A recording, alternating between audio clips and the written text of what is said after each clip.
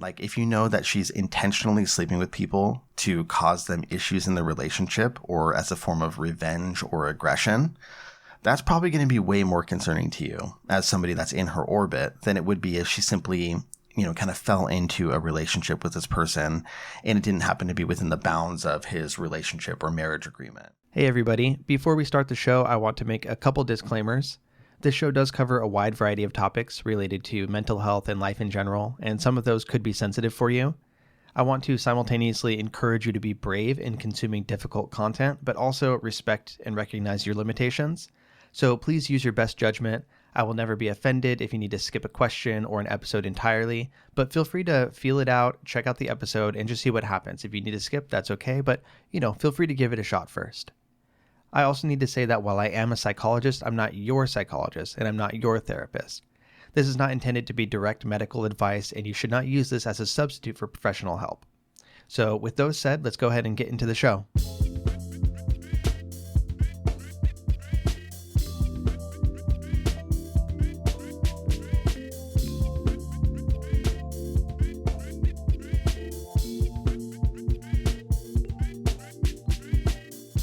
All right. Hello, friends of all varieties. This is the Hardcore Self-Help Podcast, episode 353. I'm your host, Dr. Robert Duff, aka Duff the Psych. I make mental health content for real people just like you. And today I have a question and answer episode with two awesome questions from listeners like yourselves. There's nothing too potentially triggering in the content today, just some really interesting questions. If you would like to send me a question for the show, please shoot me an email to duffthepsych@gmail.com. or go to the website duffthepsych.com and use the contact form there. Thank you to everybody who has pointed out any errors or things that are unintended on the website. We're still getting it configured, so that's very helpful. I appreciate it. This is the second time I'm trying to record this. For some reason, every so often you try to record something, and if anybody out there creates content, whether it's videos or music or whatever, sometimes you're like, God, that's just not working. I don't have it. So I got 15 minutes into this episode. I'm like, fuck this. I'm starting over.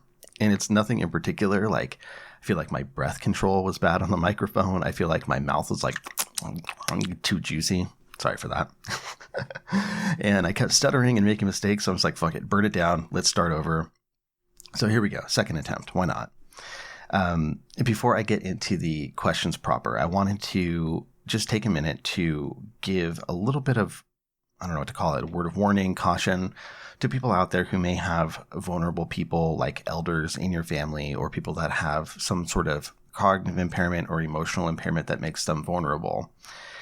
Romance scams, if you've never heard of them, are basically when somebody from often another country reaches out via email or text or something and connects with somebody who is a vulnerable person. It could be someone with impairment or simply somebody who is old, maybe a widow or something like that, and convinces them that they want to start a relationship, and they give them attention day after day, and they cause them to fall in love with them. And then they make them do things such as give them money or gift cards. And it's a huge problem. I'm part of some task force that are involved with scams for elders. And part of my work is actually working with the county adult protective services to go try to help people out, evaluate them and figure out why they are, being taken advantage of or making, poor decisions, things of that sort. And I saw a case today that was just heartbreaking. I'm not going to give too many details because it is private, but, it's an older woman and she's clearly being romance scammed, but she has no insight into it. And that's often how it goes. These people are very good at what they do in a way, meaning they find the populations that are vulnerable and they work them and they build up this fantasy, and the person believes it so that when you confront them about it, they don't believe you. And so I'm looking at these text messages on this person's phone, and she's showing me the texts that are like, oh, baby, I'm always going to love you. As soon as I'm there, we'll get married, but I just need your help. You need to go to the store and get 2 $500 gift cards for Apple. And that's going to help me out with my grandkids. You know how they are, and blah, blah, blah, blah, blah. And it's so heartbreaking because this person is in huge financial trouble because of this, and they just don't see it. The thing about it is that it doesn't only happen to people who are cognitively impaired. Factors like being, widowed, being lonely, sometimes the isolation, in years past from the peak of the COVID pandemic was a factor. Anybody that has this emotional vulnerability can also be at risk. So if you ever see somebody in your family or that you know who's in a situation like that where they are vulnerable, you see them spending a lot of time on their phone, maybe being secretive about it. You see them chatting with somebody, email or text that you're not sure who they are. Maybe try to get involved to the best of your ability, and at the very least let them know that if anybody ever asks you to go buy a gift card and send them a picture, it's not real. Right? Just plant that seed in their mind, because it's very, very common and it sucks. It's brutal. So that's my kind of PSA for today. But with that said, let's go ahead and get into the questions. I will just jump into the first one here. It reads, "Hi, Robert. Thanks so much for all you do with your show, your course, and your books. I have both on Audible and repeat listen to them." Thank you for that. Appreciate it. "When I was less than 10 years old, I was on Dodge cars, which I think is bumper cars in the UK. I could be wrong, but that's what it sounds like. When I was 10 years old, I was on Dodge cars and I was hit from behind. I don't remember much, but I remember I had a really big lump on my head afterwards, and I was thrown back and forth by the impact of being hit. I remember the father and son that did it came over to check in with us, my dad and me, after the ride. And I know my dad did not take me to the hospital. I didn't lose consciousness, but I vaguely remember feeling sick and very disorientated. On a recent episode, you spoke about frontal lobe damage and the possible effects. It resonated with me a lot, and I actually had to sit down when you spoke about it because I was hit with severe emotional overwhelm. I think I also may be undiagnosed autistic, and I've done a number of online diagnostic questionnaires that also put me in the high likelihood of autism range. I would like to ask if there are any things that might indicate that I did sustain a brain injury. If I got an MRI now, I'm 31 and also female if this is relevant, would it show whether I had an injury that long ago? This has really frightened me, as I'm worried that I've gone my whole life with this impairment and not even known.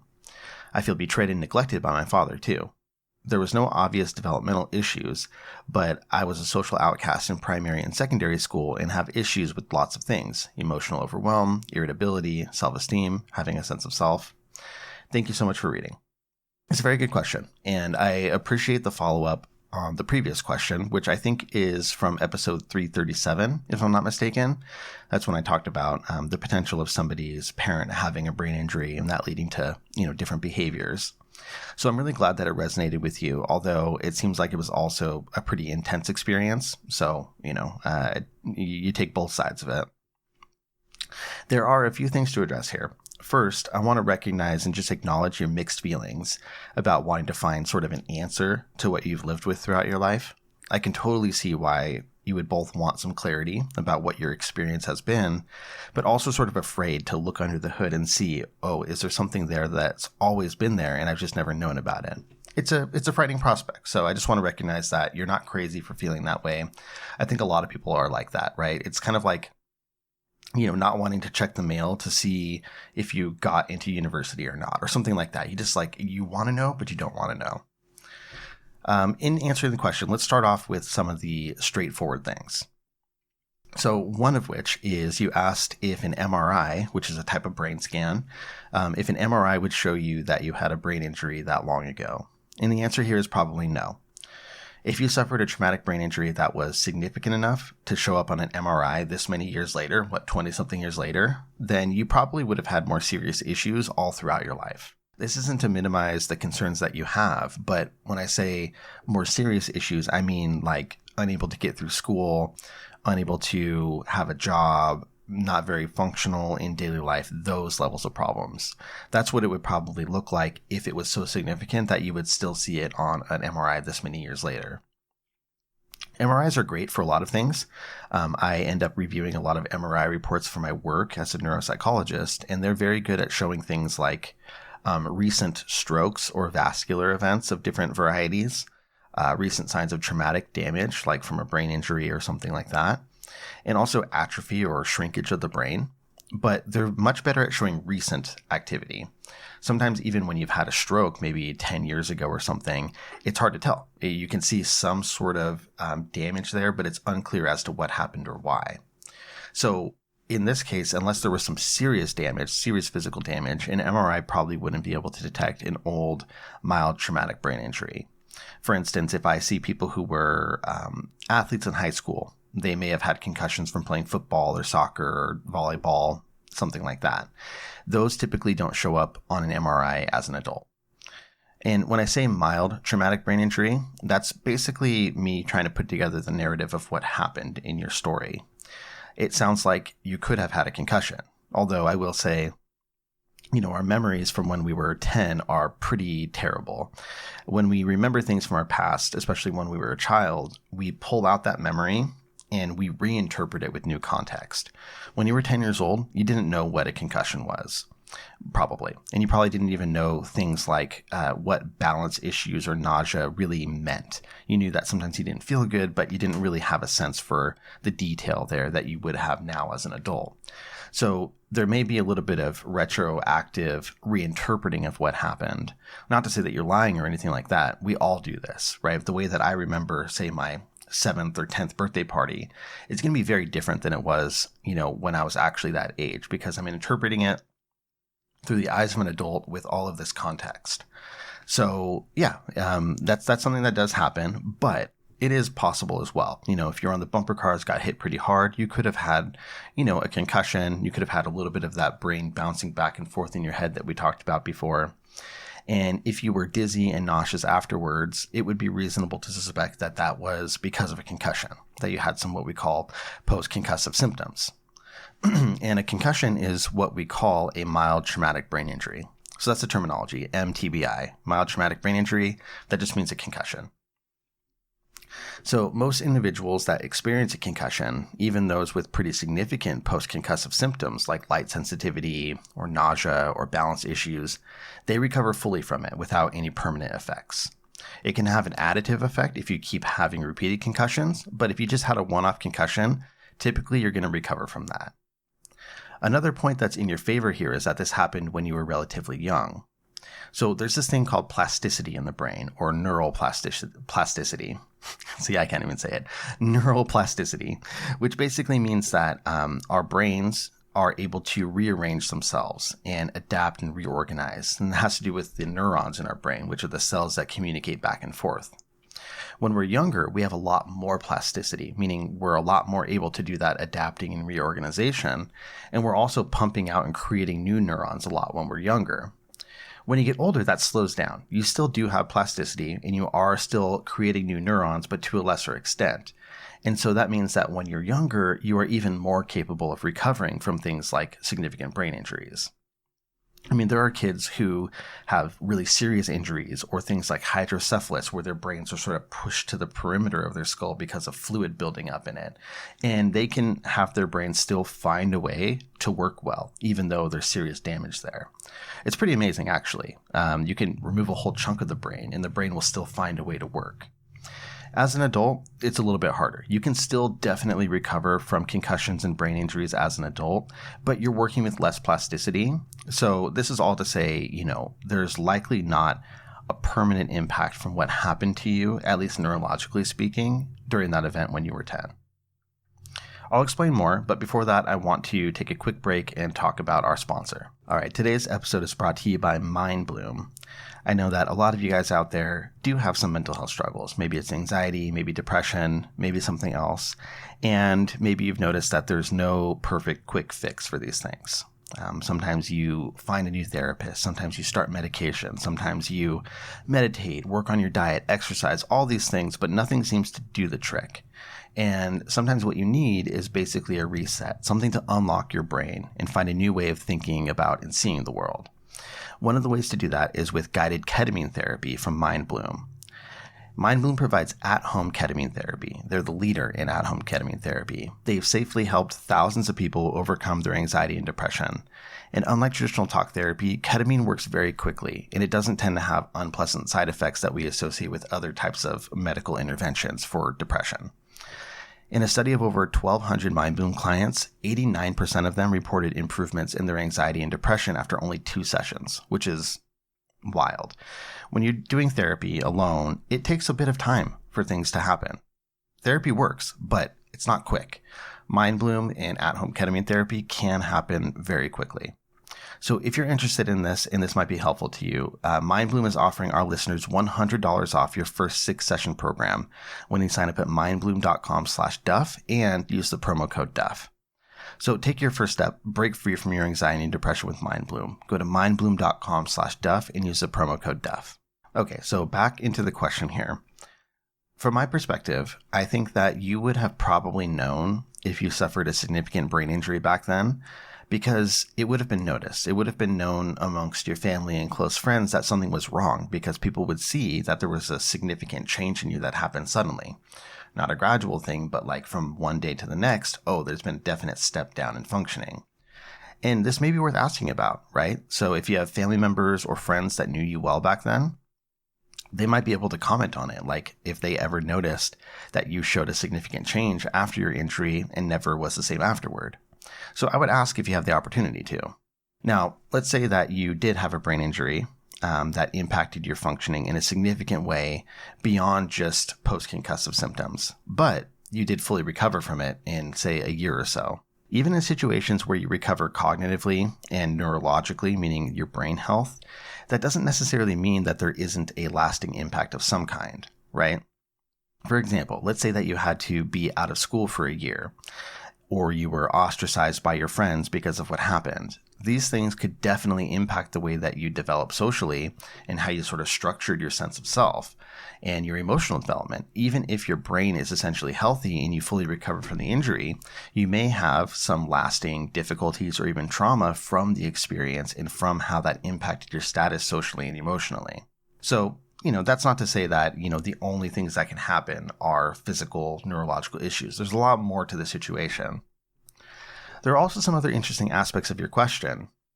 You mentioned that you have had issues with social interactions in school and difficulties with emotional overwhelm, irritability, self-esteem. And then you also indicated that you feel as though you might be on the autism spectrum, that you might be autistic, even though you were never diagnosed. So one thing I'll say is that online questionnaires about autism can be a very good starting place to learn more about your experience and see how you might be similar to other people that do have autism. But they're not sufficient to diagnose. They're just a general idea. Truthfully, autism diagnoses are pretty elaborate. The evaluation process is pretty complex, and it's a lot more than just a questionnaire or two. But given what you said, autism could be a pretty good explanation for the social trouble and the regulation issues that you've experienced. So I do think that it's worth paying some attention to. I don't want to minimize the research that you've done. If it rings a bell, definitely it is worth paying more attention to. So my best advice to you would be to get evaluated. You might start with a neuropsychologist like myself to investigate, the possibility of lasting impacts from a traumatic brain injury. They might send you to a neurologist as well to get a brain scan and do all this stuff together to see, okay, are there any impacts that could indicate that there was a brain injury in the past that was never fully recovered from? And if I were evaluating you, I would be looking for things like cognitive issues like executive dysfunction. By that, I mean trouble with organization or planning, multitasking, things of that sort. I would also be curious about behavioral concerns like mood shifts or uninhibited social behavior. Maybe other things like stereotyped interests, meaning very specific niche interests that you are a little obsessive about. I'd be asking about those things as well. If you were to see a neuropsychologist, I would also bring up those thoughts that maybe you are on the autism spectrum. So you could talk to them about questionnaires that you've taken and the concerns that you have about that. That person may or may not have the tools needed to fully evaluate you there. Typically, I wouldn't want to do that. I would say, okay, we can do a few things, but really you need to see somebody who's even more specialized in that. And hopefully what they would be able to do is refer you to somebody that specializes specifically in diagnosing autism now that you've sort of ruled out the brain injury piece. And I know that in your 30s, it may seem like, what's the point of getting an evaluation? Like if you're not in school anymore, things like that. But I do know personally people that have gotten evaluated and received diagnosis for autism in their 30s. And for them, it's been a very validating experience. That whole thing you were talking about, okay, looking back, this is the backdrop of your experience throughout your life. And sometimes putting a name to it and understanding that you're not just lazy, you're not trying hard or sensitive, what have you, can be very validating. So I hope in this question, I've done a few things. One, I want to make sure that I'm taking you seriously in your concerns. I also want to reassure you that you probably don't need to worry too much about the brain injury part. But it is totally within your rights, and it is reasonable to get evaluated for your own peace of mind and to see if you can glean any important information from the process, especially about the autism or potential autism. So thank you for the question and the follow-up. Take care, and appreciate you. All right, on to question 2. It reads, "Thank you for the podcast. It's super helpful in my life journey. I'm in my late 20s, 26, and moved to a new city last year where I knew no one as part of my bucket list. As I've been developing relationships, I find myself struggling with the same question. Do I judge a person based on how they treat me or other people? I've been dating men on and off and find myself ending relationships based on how they treat other women. For example, the last man I dated did not speak to some women well, and I spoke to him about it, but ultimately I ended the dynamic in part because of the way he treated other people. He said it was just a habit and he would never treat me the way he treated other women, which to be fair he didn't for the 6 months we dated. But still, he could be callous and outright sexist toward other women. And I made a close platonic female friend this last year, but I really question her moral compass sometimes. She had sex with a best friend's fiance the day before their wedding and continues to hold a relationship with this woman without her knowing about the on and off affair. To be fair, both these people treat me relatively well. They also have some amazing redeeming qualities, and I get along with them. And when I do not agree with their life choices, I respectfully speak up, and sometimes it makes a difference in the situation. I'm not here to judge people's choices, and I'm no angel. But sometimes their choices make me worry about how they will treat me. For example, the close platonic friend recently told me she wanted to date some men I previously dated, and I said I wouldn't be uncomfortable with that. She acquiesced and said she wouldn't if I disliked it. But the question comes up, do you judge people on their life choices or patterns because it's indicative of their character, or take them just as they are and love them anyway? I want to be clear, I'm not passing judgment on other values, I just recognize they're different and find myself nervous about how these people will act toward me in the relationship. Or am I to find people with similar values? What are your thoughts? Thanks again for your podcast. It's been a great help as I unlearn certain patterns. Thank you for the question. It's definitely a complex one, and I think that a lot of people have been in situations like this, so it's relatable as well. I know that I have for sure been in the experience of caring about somebody, but also not feeling good about some of their decisions, and there's just no clear guidebook on what to do about that. So let's start with the first part here, the first part of your question, which is about guys that treat other women like shit. I would say that you are 10,000% allowed to feel iffy about that. The behavior being just a habit, as that guy said to you, is not an excuse. You know, even that rationalization that he used, saying, oh, it's just a habit, like you don't have to worry about it, that shows that he's not even taking the fact that you're uncomfortable into account. And it's very dismissive. In a different situation, I wouldn't exactly call it a green flag, but it would be certainly less of a red flag if you were to say something like, you know, I understand what you're talking about. I probably seemed harsh and maybe I was being a little bit sexist to say those things. I promise I'm trying to do better about it. It has a lot to do with how I raised and how I acted in the past, but I do know that it's not right. So thank you for pointing it out to me. You know, that would be amazing, right? If they said, I'll try to be more aware and I promise I won't treat you that way either. That would indicate an awareness and a recognition that it's not right, that it was uncomfortable for you, versus saying, well, I don't treat you that way, babe. Like, it's just a habit. You don't have to worry about it. Doesn't really sit well. So it doesn't sound like you got anything like that, just excuses and minimization, which to me is bullshit. So I think that you are allowed to both be satisfied with how he treated you privately and disappointed or concerned or upset about the way that he treated other women. And you're allowed to make decisions about relationships based on your values and your own personal boundaries. There's nothing wrong with that. So this is to say that the situation with the dude you were dating is pretty straightforward. It sounds like you did the right thing. The situation with this friend of yours, the platonic woman friend that you have, is a bit more nuanced, I would say. As you mentioned, you're not here to judge other people's decisions. You're not trying to, throw stones from your glass house. And I appreciate that. However, your concern about the implications of your friend's behavior is reasonable. I think a lot of this comes down to the why behind her behaviors, the reasoning. Like, if you know that she's intentionally sleeping with people to cause them issues in the relationship or as a form of revenge or aggression, that's probably going to be way more concerning to you as somebody that's in her orbit than it would be if she simply kind of fell into a relationship with this person and it didn't happen to be within the bounds of his relationship or marriage agreement. But it wasn't intended to be malicious. It was just like, shit happens. Maybe it was impulsive. Maybe they actually really have a deep connection, whatever. Those are two very different things, right? Being malicious about it and being maybe irresponsible, but not mean about it. And I would also look at the broader patterns. Is there any evidence that your friend tends to treat her friends that are not you in a way that is concerning? Or, is this more specific to the situation at hand? Is it a broad thing where she's treating other people poorly? Or are you just worried about this particular situation and how it applies to you? We all have our sets of values, morals, beliefs, and you may not share some of the same guiding values as your friend. I think you mentioned that in the question. And I think it's great that you would be able to say, that's fine, right? You want to give her the benefit of the doubt and recognize that she's not a one-dimensional person. And there are redeeming qualities, you get along, all that's great. You don't have to approve of everything that your friend does. If your primary concern is whether someone will treat you well, then I think that in some cases you do need to give them a chance to show you. There's only one way to find out, really. And as I said, the situation with that guy you talked about is a lot more clear-cut. Because there's a much closer parallel between him treating other women like shit and treating you poorly. In this case, it's not quite as clear. I feel like a more similar situation with this friend would be like, let's say that she tends to be vindictive and backstabbing toward her female friends. Then you would have a really good reason to worry about your own potential mistreatment by her.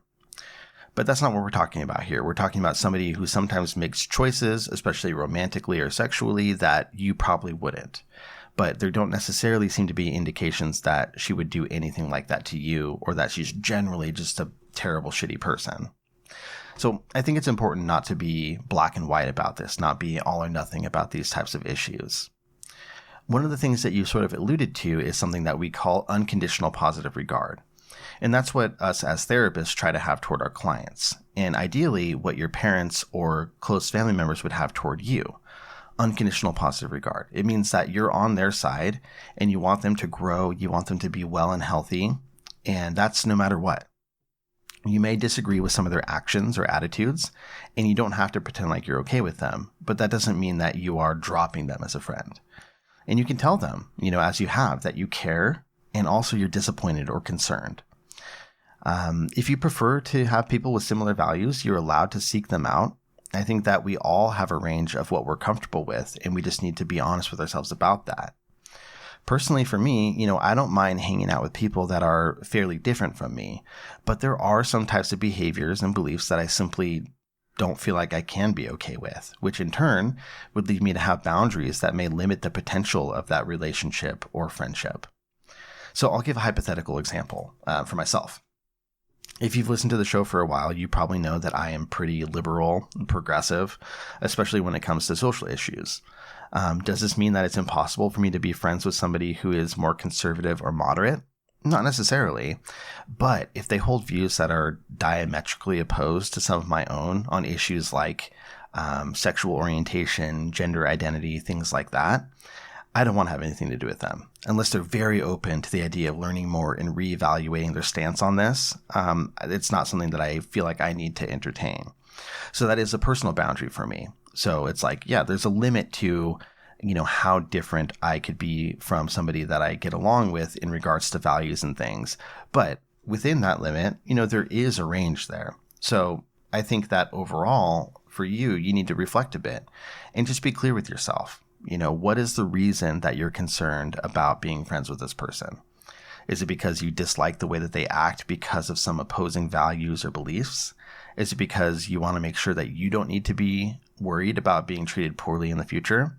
Each of these answers, I think, suggests a different course of action. If it's primarily about your own future treatment, then you're going to want to look at the evidence about, things that help you understand how they treat their other friends and, other women in their life. If it's the other one, then you're allowed to express concerns and establish boundaries over what's okay with you. Maybe certain topics or certain things are a no-go. Maybe you don't want to hear about certain things, or maybe you do need to take a step back from a relationship if there's a lot of something going on that you are just not okay with. So this is a bit of a non-answer. I think more reflection is necessary, but I hope that this helps you get thinking and looking at the situation in a slightly different way.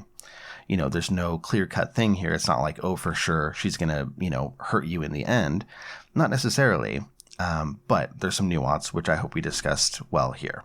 And with that, that is the end of the episode. This has been episode 353 of the Hardcore Self-Help Podcast. You can find the show notes for this at duffthepsych.com/episode 353. And if you want to send me a question for the show, send me an email to duffthepsych@gmail.com. And lastly, if you've not yet reviewed the show on whatever podcast platform you use, please do that. Helps out quite a bit. Take good care of yourselves. I will see you for the next episode. Bye.